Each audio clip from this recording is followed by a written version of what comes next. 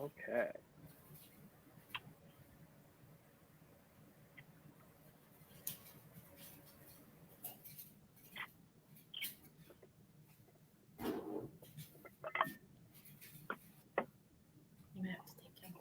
Come here, you tiny poodle. Put him in your hat. We've got our first viewer. That's exciting.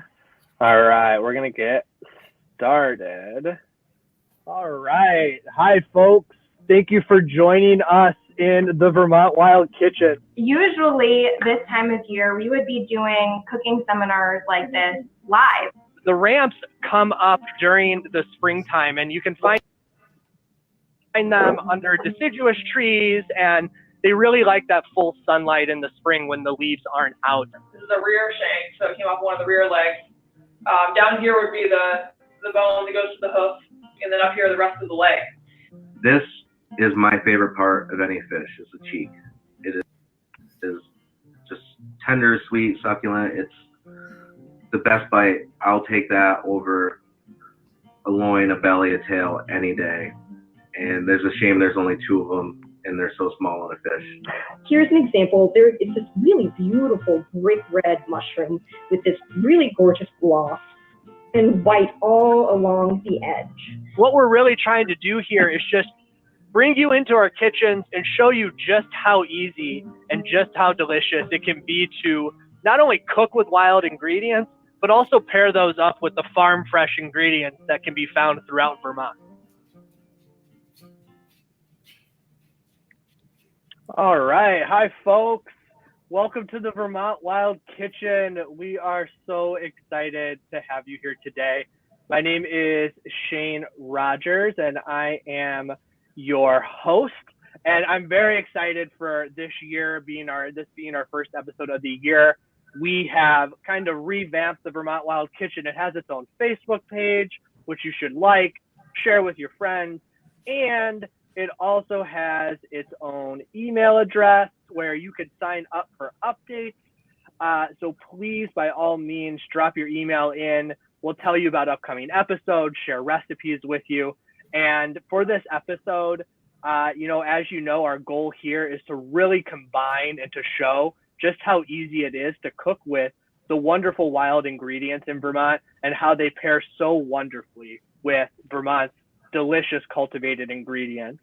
And with this episode today, we have Allie Thomas and Charlee Drury of Vermont Fish and Wildlife, who are going to be showing us how to cook with some smelt, as well as talking about what smelt is and where to find it. And we have Kate Spring of Good Heart Farmstead in Worcester, who is going to be showing us microgreens, how to grow them in your own house, what you can do to pair them. And throughout this episode, we encourage you to drop your own comments, ask questions, thoughts, recipes. And, of course, this is only possible through a collaboration with Vermont Fish and Wildlife and Rural Vermont. So we hope that you'll take some time and you'll give Vermont Fish and Wildlife and Rural Vermont a follow on their social media accounts. We're going to put the links in there.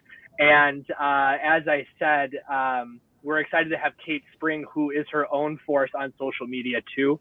So please go give Good Heart Farmstead a follow. She is particularly prolific in writing and some wonderful insights. So definitely a pleasure to be following her. So with that being said, I'm going to toss this over to Allie and Charlee, who are going to introduce Smelt and really all the fun things that we can do with them. So Allie and Charlee, feel free to take it away. Thank you, Shane. So I'm Allie Thomas. I am the director of the Outreach Division for the Vermont Fish and Wildlife Department. And Charlee Drury. I also work for the Outreach Division. And we both like smelt. So smelt are these teeny tiny fish. They are a forage fish or a bait fish, a fish that larger fish depend on, especially trout and salmon, to survive. It's the most important bait fish in the state to support the food web in aquatic ecosystems with large fish. They like cool and deep lakes. They like to hang out in places like Lake Champlain, Lake Willoughby, Dunmore. They're, they only get to like 4, 6, 7, 8, 9. They can get to 10, 12 inches, but typically when you catch smelt, they're about 6, 7, 8 inches. And each lake is a little different what size the smelt are. They're an interesting fish in that they're really only caught in Vermont during the winter time.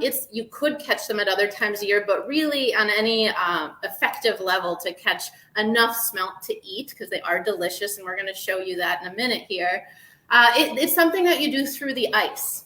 They're a schooling fish that eat tiny little animals in the water called zooplankton, which zooplankton eat phytoplankton, tiny little plants. And so what you want to do fishing for them is attract phytoplankton to a spot, and then zooplankton will follow, and then these guys in a big school will hopefully follow close to that spot so you can fish for them through the hole. And what you do is typically, there are places where there's an afternoon bite or a daytime bite and you can fish for them. Most of the time you go out at night for smelt. So that makes it extra cool because there's a lot of nighttime in Vermont, right? Especially in the winter time. So it's cool to have something fun to do. So you go out on the ice, you drill some holes, you just need the lightest little jigging rod, a type of fishing rod that you use while ice fishing, with real light line and a tiny little grub or spike, which is like a maggot. And you lightly jig for these tiny fish, but you can put a light in your hole. There are specialty lights. Sometimes I've seen people use plastic bottles with like a $2 light from the hardware store, just make sure it's water sealed. And they stick it down the hole, and that light attracts phytoplankton, which attracts zooplankton, which attract, hopefully, if it's a good night, a big school of smelt. And you can just jig, jig, jig, and keep getting these tiny little smelt to hit your line. Some people save the smelt if they have bait fish endorsements and they keep them alive and healthy. They save them to use as bait fish for larger fish if they're going to go for lake trout or landlocked Atlantic salmon. But they're also delicious to eat. And so that's what we're going to show you. So this is the smelt. For all this, what's that? Yeah, they're really small. These are small. And you really have to, it's cool. You have to get used to what it feels like to have a bite because it's so itty bitty. The hardest part, our department has a program called Let's Go Fishing. And we actually take people out on ice fishing clinics where we teach them about the ecology and management and habitat conservation of different species and the skills to fish for them. And the hardest thing with smelt clinics is teaching people when they have a bite because it's so light. But once you hit a school, it's like constant. It's fun. So this is a smelt.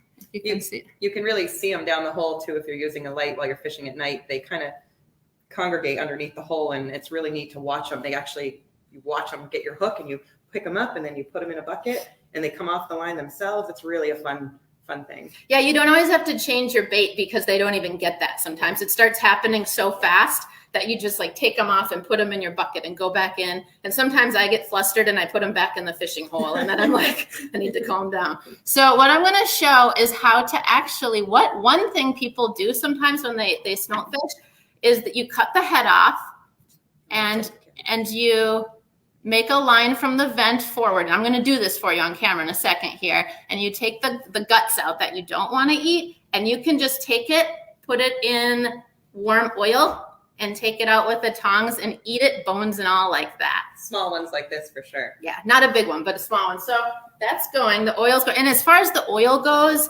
350, 375 degrees is what the temperature should be.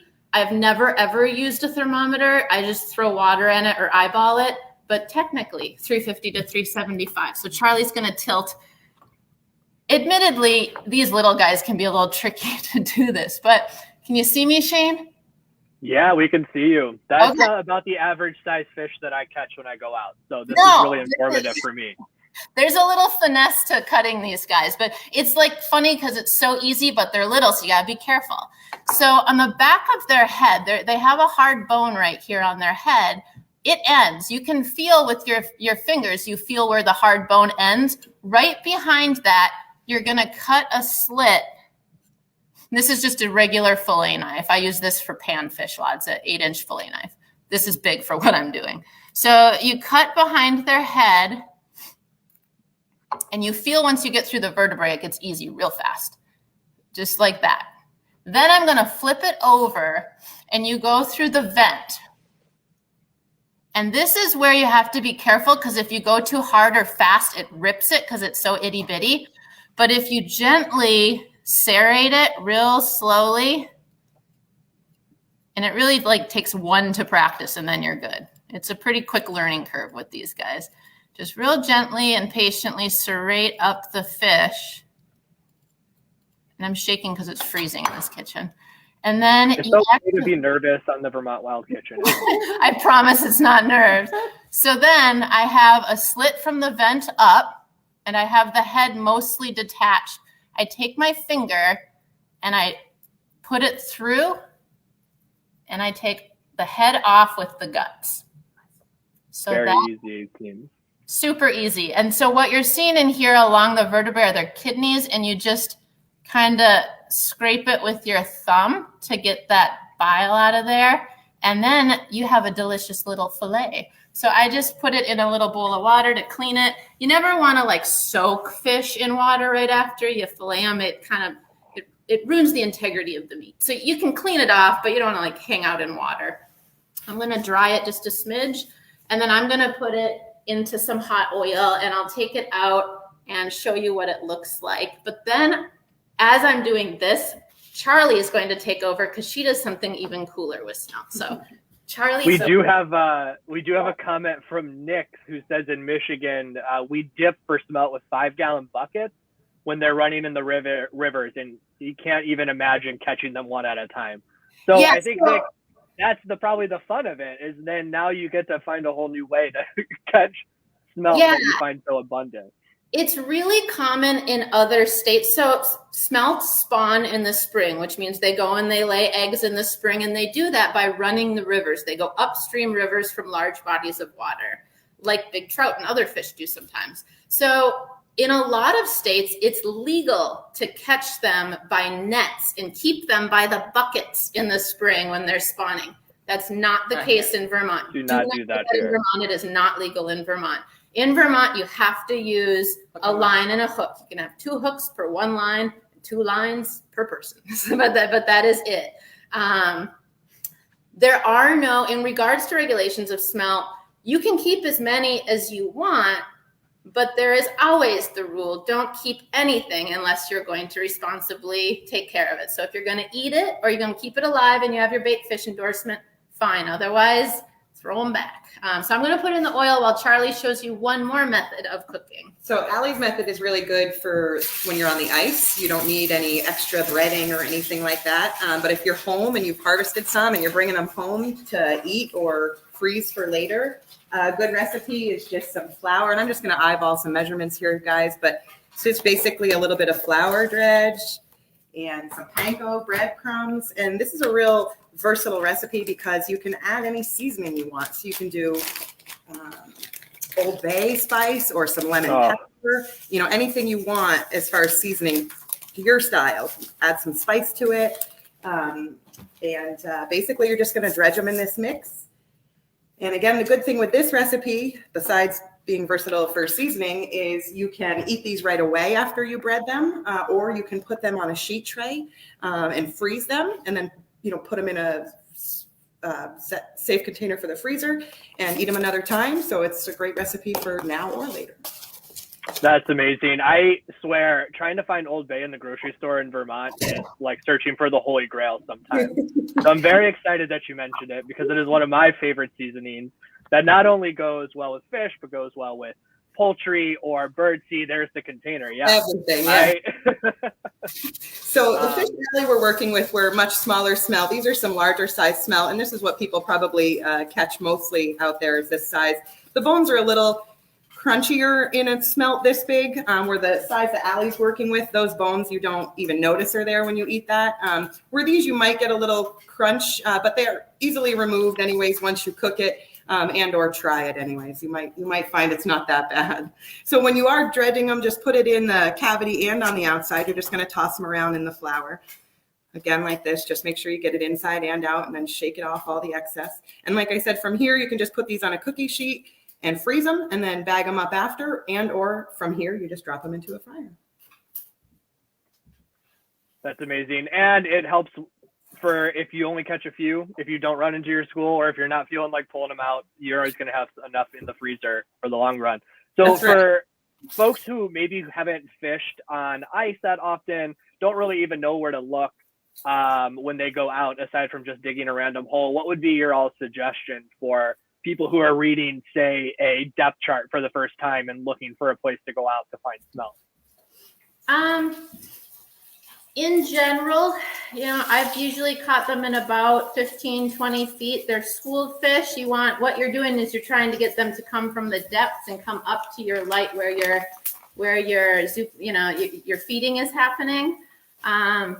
So if you're looking at a depth chart, you want to get to a spot where you can pull something from the depths. You're not too far in the shallows. You're not right off the shore.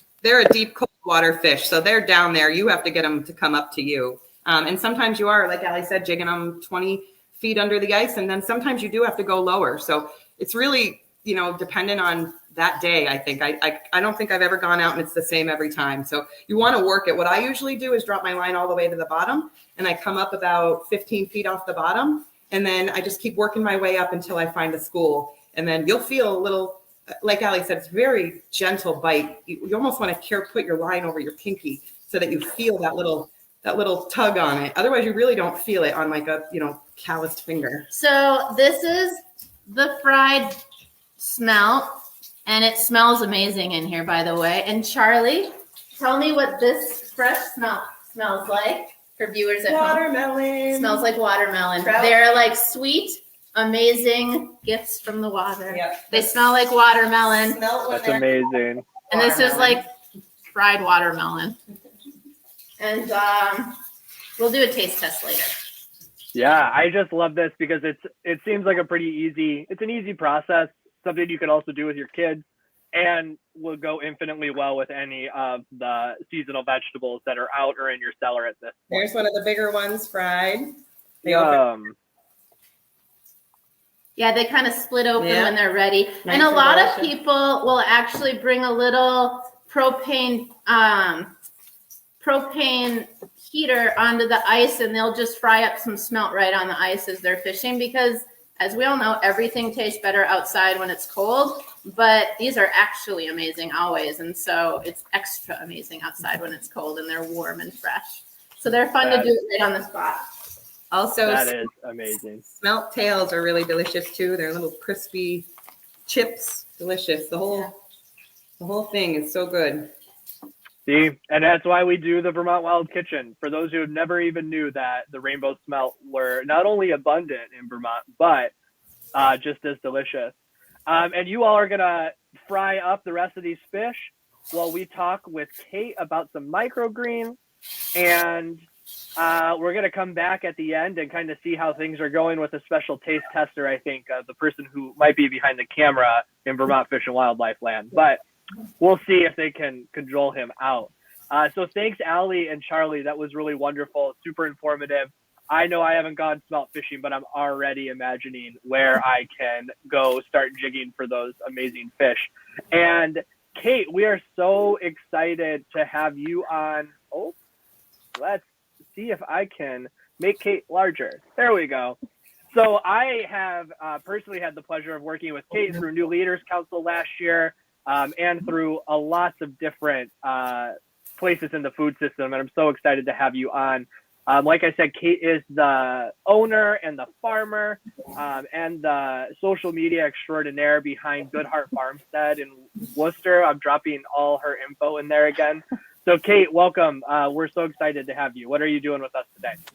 Yeah, thanks. I'm excited to be here. And I'm also excited to have learned about smelt because I have never gone ice fishing and now I want to try it. And so tonight I'm going to talk about microgreens, and I'll hold up a bowl here. So microgreens are what they sound like. They're tiny little greens that basically you plant the seed and you harvest it. Well, depending on the crop, it can be like, within a month. Generally speaking. So I've got a tray of pea shoots, which we call pea shoots something slightly different than microgreens, call them shoots instead of micros. But the general idea is that you seed a tray really thickly, and then they grow up. And I've got another tray. These are radishes. And so you can see, like, you would never plant radishes that thickly in your garden on purpose. But when they get to about this high, you can just take a sharp knife or scissors and clip right along the base of the soil. And you end up having this really bright burst of flavor and also of nutrition in the middle of the winter. So at Good Heart Farmstead, where my husband Ed and I farm in Worcester, we do year-round CSAs, so selling through community-supported agriculture. People sign up for a season and they get a share of the harvest every week for that season. But in the wintertime, we really like to make sure people still get greens. So we always have microgreens or pea shoots going in our seedling room under grow lights. They can also be grown in a heated greenhouse too. But they're super delicious and they're really fun because they are so quick and you get local greens in January and February and March. So in this bowl, we've got a mix. There's a lot of different varieties that you can do. I mentioned pea shoots and radishes. We also really love herbs like basil or cilantro. We make a lot of tacos in our household. I'm actually going to be making some tortillas in a little while. If you don't make your own tortillas, there's some like really great Vermont tortillas from All Souls Tortilleria, so I would check them out. And yeah, we put cilantro and mizuna or arugula or radish microgreens on the top of those tacos, and that's one of our winter standbys. I don't really have much, we don't cook microgreens because they are so tender and delicate, but even with their small size, they just have like a really, really big flavor. Another really cool thing about microgreens is that there was a study with the USDA and I believe it was the University of Maryland, their ag college, did a study on the nutrition of microgreens and found that microgreens can have up to 40 times more nutrients than the mature leaf from the mature crop. So you're really getting like everything packed in a very small container of greens. That's amazing. And so for folks who maybe aren't familiar with growing these themselves, or they want to give it a try, whether that's on a windowsill or underneath a grow light, like you said, are folks just using regular seeds, or are they like, what are they looking for when they go to the store? What are you putting in, and what other supplies are they needing to maybe give this a try in their own house? Mm-hmm. So you can have a bunch of different setups. There's a really, I'm going to tell you like the most simple to what I would recommend to have the most success with them. So at the very like basic level, you need a shallow tray with drainage holes.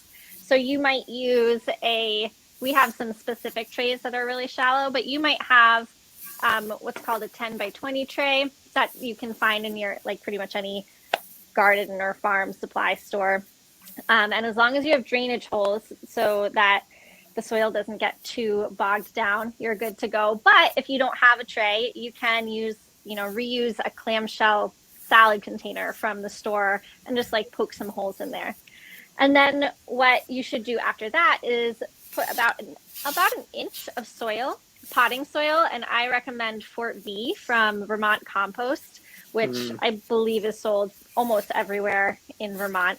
So if you go to either a co-op or gardener supply or any kind of farm and yard store, you'll likely find Vermont Compost Fort V there. So use an inch of that. And then the thing about microgreens is you want to sow the seeds really thickly. So you can just scatter them across the soil, and depending on what seed you're doing, like if you're using really small seeds versus small versus large seeds, so pea shoots versus basil, you can this is where like you experiment a little bit.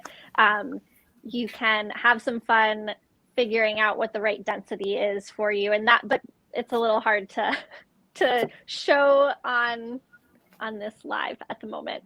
But what you'll get at the end is something that is like looking like this. So it's really dense as it fills in, but you want to still see some soil so that the plants have enough room to like grow and leaf out. So once you have your soil in your tray and your seeds on top of the soil, you can use something just to tamp the seeds down into the soil a little bit and then mist them. So you could, if you have like a little spray bottle, use a spray bottle to keep them moist. And within a few days, you'll start to see them germinate. And then you just want to keep them lightly misted. So you don't want them to dry out at all. I recommend for most like the best harvest at the end is to use some grow lights, or if you just have like one grow light, that really helps them grow uniformly. If you don't have a grow light, you can find a south facing window. Just find your sunniest window and give it them as much light as you can. When you're growing in a window, you'll start to see them sort of lean this way or that way, depending on where the light is coming. So just try to flip it every once in a while so they don't get, flopping over in one direction too far. And then once they are, I'll hold this up again, but these are, a few inches, 3 to 4 inches, or you can look at the leaves. It's hard to tell with the color here, but you want to see them go past so the cotyledons are the very first leaves that the plant will put out. And then the next 2 leaves that come out are called the true leaves. So you can clip them once you see the true leaves start to leaf out. And you can also experiment with like what stage you want to harvest them at. The great thing about microgreens, if you're growing them at home, is that you don't have to harvest the entire tray at once. You can really just harvest, you could harvest a quarter of it or just a few snips to add on to your eggs in the morning or to put on your tacos. Or like for basil, we really love putting that in. We make a lot of tomato sauce and freeze it, and then we'll thaw the tomato sauce out and put some fresh basil microgreens in there, and it just like makes it feel like it's summer again. Yeah, so really good. Once they're harvested, you want to eat them within like 3 to 5 days, and you can store them in a plastic bag or container in the fridge. And they are so good. And That's Kate, it. you had a wonderful write-up in the New York Times about microgreens that we're putting in the chat right now, which has a lot of these tips in it that you shared. But I did, before we move back to Allie and Charlie, I know you've worked so hard with the Good Heart Farmstead to make sure that it is also mission driven in addition to taking care of the earth and the environment around you. And I just was wondering, as a member of rural Vermont and, really trying to make sure that your community is fed, like what made you pursue that and how are you working to feed your community too with the food that you're growing? Mm-hmm. Yeah, so like you said, we're a mission-driven farm, and our mission is to help increase local food access for low-income Vermonters. So there are a few ways we do that. One is through working with the NOFA Vermont Farm Share program that helps subsidize CSA shares. So we raise money every year to put towards subsidized shares, and then NOFA will match that money and help us out in that way. And that means that if you qualify, you can get a season's worth of local organic vegetables for half the price. In 2020, we started doing something that we called the Good Heart Fund, which is where we basically put 10% of all of our full price CSA sales forward to those subsidies. So every time someone signs up for a full price CSA, we take 10% of what they give us and give that to a low income family in order to make the food more accessible for them. And it's just been a really nice way to build in a giving forward through our farm. And so those are like two things that we do individually, but even beyond that, we have seen that working with organizations like Rural Vermont and NOFA Vermont, and showing up for like small farm action days that Rural Vermont has, being in touch with our legislators. We've hosted on-farm events where we have legislators come to the farm and take a tour and really hear what we need as farmers in order to be successful in the state.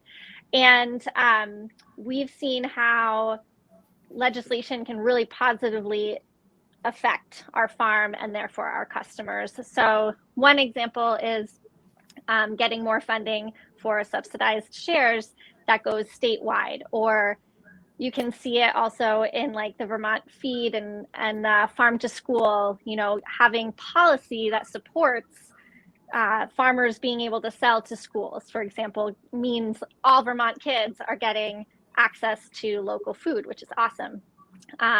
Or with Rural Vermont championing, can't say that word tonight, but being champions of on-farm slaughter. So we haven't raised livestock every year, but there have been a handful of years where we have raised broilers and slaughtered them and processed them on the farm. So being able to legally do that and sell meat makes it more viable for our farm to run in Vermont. So those are just sort of like the quick examples that come to mind. But I've also found that just being in touch with our legislators, that they're really receptive, that they want to hear from the people that they are working on behalf of. So even if there might be some competing ideas or we don't always see eye to eye, I've always found that when I send an email to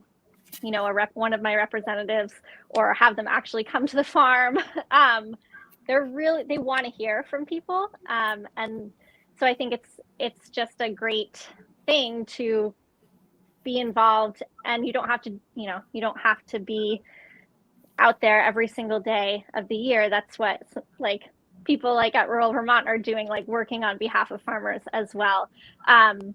But just picking like maybe once a quarter, deciding to like read what's happening in the state house or reach out to, your representative or senator, I find creates a really positive feedback loop, and it helps farms individually, but it helps us at a state level too. I just think about COVID, when COVID first hit and all the food shortages that we saw, but we also felt really grateful to be in Vermont, where we at least have a pretty resilient local food system. And if we want to make that even more resilient and more accessible to all Vermonters, then working on a state level is really important. So. Yeah, and all of these issues intersect so closely with issues that are affecting the wild food populations as well, and access to land and really everything. So, Kate, we're so thankful to have you on. We, again, I'm always very excited about microgreens, especially in the throes of winter, and just how easy they are to actually grow, but also pick up from a local farmer. And we had someone comment when we put out this episode, they're like, Smelt and microgreens, like I want French fries, but I don't think they understand just how delicious some fried smelt, maybe in a taco with some microgreens and a dressing, would actually be. So I'm very excited to have you on. And for folks who are tuning in, Kate also has the Good Heart Greens Cookbook. So you can sign up through her email, and they will send that to you through the website that you sign up from. Yeah, so if you go to our website, goodheartfarmstead.com, you'll see a little pop-up where you can sign up to get a little cookbook, cookbook, because we don't cook the microgreens, but you'll get ways to use all the different greens that we grow on the farm. Amazing. And again, just a big shout out to our partners, Rural Vermont, too, because they are doing a ton of amazing work here in the state to advocate for folks like Kate and folks like us who are on the show. So with that, Kate, thank you. And we're going to check in one last time with Allie and Charlie and see how things are going.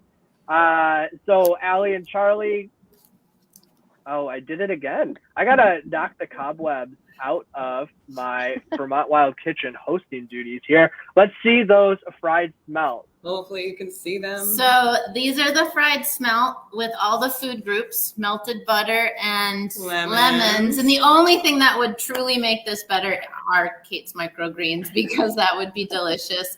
And we are missing some green on this plate. But what an easy and amazing way to add green would have some sprinkles of sprouts on here. It would just be so great. So I really wish I would have got some before this episode so we could add it. But we are going to test these to see how good they're. And I promise these are better than French fries. Yes, so way better.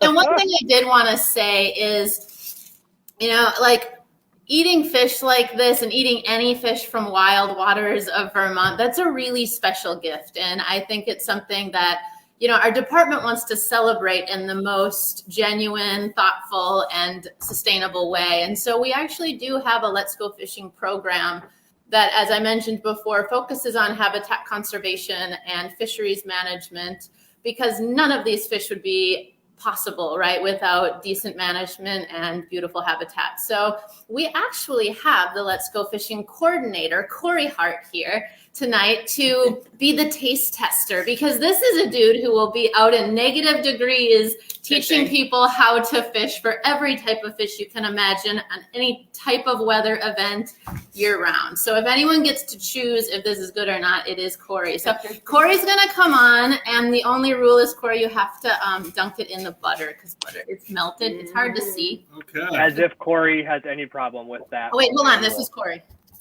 Perfect. Well, Hi, Corey. Welcome. Yeah, I've been standing behind the laptop this whole time. He's been holding my dog the whole time, so he deserves some fish. So now is when we get to judge them on their cooking abilities. And the verdict?